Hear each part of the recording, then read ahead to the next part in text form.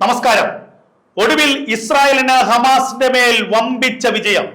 വെടിനിർത്തൽ അംഗീകരിച്ച ഹമാസ് ഭീകരന്മാർ ഞായറാഴ്ച വൈകുന്നേരം 6 മണിക്ക് മുൻപ് വെടിനിർത്തലിന് തയ്യാറായില്ലെങ്കിൽ ഗാസയിലെ നരകങ്ങൾ ഒന്നൊന്നായി പൊട്ടിത്തെറിക്കുമെന്ന് കഴിഞ്ഞ ദിവസം അമേരിക്കൻ പ്രസിഡന്റ് ഡൊണാൾഡ് ട്രംപ് മുന്നറിയിപ്പ് നൽകിയിരുന്നു, അന്ത്യശാസനം നൽകിയിരുന്നു. ഒടുവിൽ മറ്റു ഗത്യന്തരമില്ലാതെ മരണത്തിന് മുന്നിൽ കീഴടങ്ങുന്നതിന് മുൻപ് ഞങ്ങൾ കീഴടങ്ങിയെന്ന് ഹമാസ് ഇപ്പോൾ വ്യക്തമാക്കിയിരിക്കുന്നു. ബന്ദികളെ മുഴുവൻ ഞങ്ങൾ വിട്ടയക്കാം, ഞങ്ങളെ കൊല്ലരുതേ. കൈകൂപ്പി ഇസ്രായേൽ സേനയ്ക്ക് മുന്നിൽ യാചിക്കുകയാണ്, ജീവന് വേണ്ടി യാചിക്കുകയാണ് ഹമാസിന്റെ ഭീകരന്മാർ. 72 മണിക്കൂറിനുള്ളിൽ ഞങ്ങളുടെ പക്കലുള്ള മുഴുവൻ ബന്ദികളെയും വിട്ടയക്കാം, ആയുധങ്ങൾ വെച്ച് ഞങ്ങൾ കീഴടങ്ങാം, ഇനി ഞങ്ങൾക്ക് യുദ്ധത്തിൽ പിടിച്ചു നിൽക്കാൻ കഴിയില്ല. അങ്ങനെ ഒക്ടോബർ മാസം 7, 2023 ആരംഭിച്ച ഇസ്രായേൽ ഹമാസ് യുദ്ധത്തിന് പരിസമാപ്തിയായിരിക്കുന്നു. അപ്പോഴും ഒരു ചോദ്യം അവശേഷിക്കുന്നു: ഈ ഹമാസിന്റെ ഭീകരന്മാരെ നമുക്ക് വിശ്വസിക്കാമോ? ഈ ഹമാസിന്റെ തെമ്മാടിക്കൂട്ടങ്ങളെ, ഈ പിശാചുക്കളെ നമുക്ക് വിശ്വസിക്കാൻ കഴിയുമോ?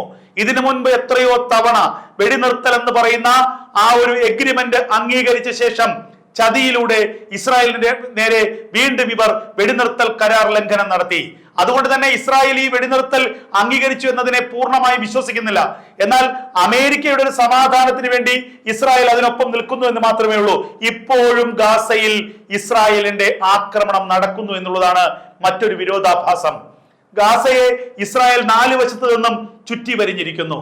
ഗാസയിൽ ഇനി ഹമാസ് എന്ന് പറയുന്ന ഭീകര സംഘടന ഉണ്ടാകരുത്.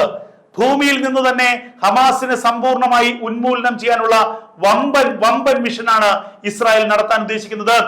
ഞായറാഴ്ച വൈകുന്നേരം 6 മണി എന്നുള്ളതാണ് ഡെഡ് ലൈൻ. ഞായറാഴ്ച വൈകുന്നേരം 6 മണിക്ക് മുൻപ് മുഴുവൻ ബന്ദികളെയും വിട്ടയക്കാനും ആയുധം വെച്ച് കീഴടങ്ങാനും നിർദ്ദേശിക്കുകയായിരുന്നു ഡൊണാൾഡ് ട്രംപ്. ഇല്ലാത്ത പക്ഷം ഹമാസിനെ തീർക്കാനുള്ള, ഹമാസിനെ എന്നേക്കുമായി നശിപ്പിക്കാനുള്ള ആ മിഷന് ഡൊണാൾഡ് ട്രംപ് നെതന്യാഹുവിന് അംഗീകാരം നൽകി. ഇവിടെ ഇസ്രായേൽ എന്ന രാജ്യത്തിന്റെ വമ്പൻ വിജയമാണ്. സ്വന്തം ജനത, ആ സ്വന്തം ജനതയ്ക്ക് നേരെ 2023 ഒക്ടോബർ 7 ഹമാസ് എന്ന ഭീകരന്മാർ നടത്തിയ കൂട്ടക്കുരുതി. സ്വന്തം രാജ്യത്തെ കടന്നു കയറി 1200ഓളം പേരെ കൊന്നൊടുക്കി, 400ഓളം പേരെ തട്ടിക്കൊണ്ടുപോയി.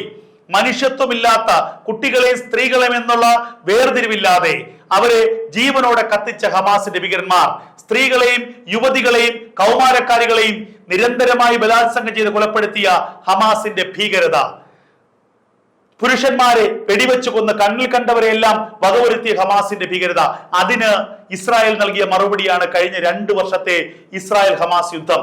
അതിന് ഹമാസിന് നഷ്ടപ്പെട്ടതോ 65,000-ലധികം പലസ്തീനികളെ, സ്വന്തം രാജ്യം, സ്വന്തം ഗാസ എന്ന ഭൂപ്രദേശം. 125 ലക്ഷം ടൺ വേസ്റ്റ് മാത്രമാണ്, മാലിന്യം മാത്രമാണ് ഇപ്പോൾ ഗാസയിലുള്ളത്. ഗാസ എന്ന് പറയുന്ന ഭൂപ്രദേശം മരുഭൂമിയായി മാറിയിരിക്കുന്നു. ഇനി പതിറ്റാണ്ടുകൾ എടുത്താൽ പോലും തിരിച്ച് പഴയ പ്രതാപത്തിലേക്ക് വരാൻ ഗാസയ്ക്ക് കഴിയില്ല. മനുഷ്യ ജീവിതം ദുസ്സഹമായ അവസ്ഥയിലേക്ക് ഗാസ എത്തിച്ചേർന്നിരിക്കുന്നു. ഇതിന് കാരണക്കാർ ആരാണ്? ഹമാസ് എന്ന ഭീകരന്മാർ തന്നെയാണ്. എന്തായാലും 2 വർഷം തികയുന്നതിന് തൊട്ട് മുൻപ് ഹമാസിന് വിവേകമുണ്ടായിരിക്കുന്നു. അവശേഷിക്കുന്ന ഹമാസ് ഭീകരന്മാർ ജീവനും കൊണ്ട് കേഴുകയാണ്, ഞങ്ങളെ കൊല്ലരുതേ എന്ന്. എന്തായാലും ഇസ്രായേൽ ഹമാസ് യുദ്ധത്തിന് താൽക്കാലിക വിരാമമായിരിക്കുന്നു എന്നുള്ള വാർത്തകളാണ് പുറത്തു വരുന്നത്.